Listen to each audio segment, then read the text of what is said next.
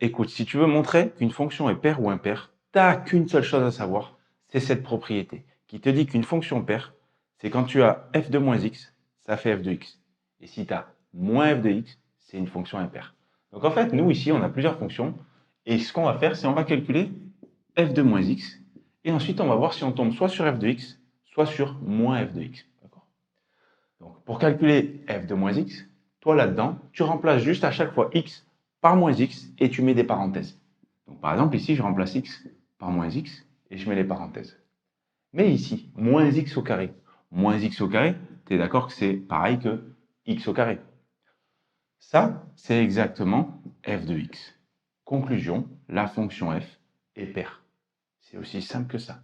Regarde, par exemple, ici, on a g de x qui fait 3 sur x carré plus 2. Nous, on va calculer pareil, g de moins x. Donc tu remplaces x par moins x. Toujours entre parenthèses, comme ça t'évite les erreurs de calcul. Donc si je remplace x par moins x, ça me donne ça. Ok. Même chose, moins x au carré. Moins x au carré, c'est pareil que plus x au carré. Donc ça nous donne 3 sur x au carré plus 2. Et ça, c'est exactement g de x. Donc du coup, la fonction g pareil, vu qu'on a g de moins x qui vaut g de x, la fonction g est paire. Troisième exemple. h de x, c'est 5 sur x. Donc nous, si on calcule h de moins x, tu remplaces x par moins x. Ça fait 5 sur moins x. Mais le moins, que tu le mettes en bas ou en haut, ça tu le sais, c'est pareil. C'est la même chose que moins 5 sur x. Donc autrement dit, moins et 5 sur x, c'est juste h de x. Si h de moins x, c'est pareil que moins h de x, la fonction h est impaire. T'as tout compris. T'as vu, c'est pas si compliqué que ça. Allez, je t'en montre deux de plus, mais parce que c'est toi. J de x.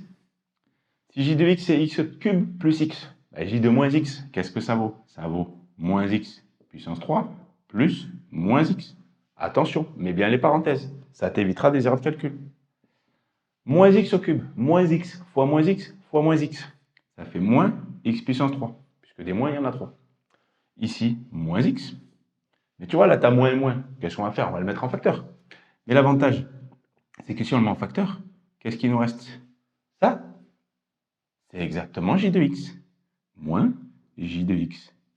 Si j de moins x, c'est moins j de x, la fonction j est impaire. C'est magnifique. Allez, dernier exemple. Regarde, celui-ci, k. Si tu fais k de moins x, qu'est-ce que ça donne?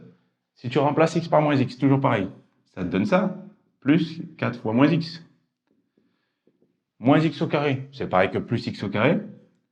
Ici, moins 4x, sauf que là, tu n'as pas la même chose qu'ici.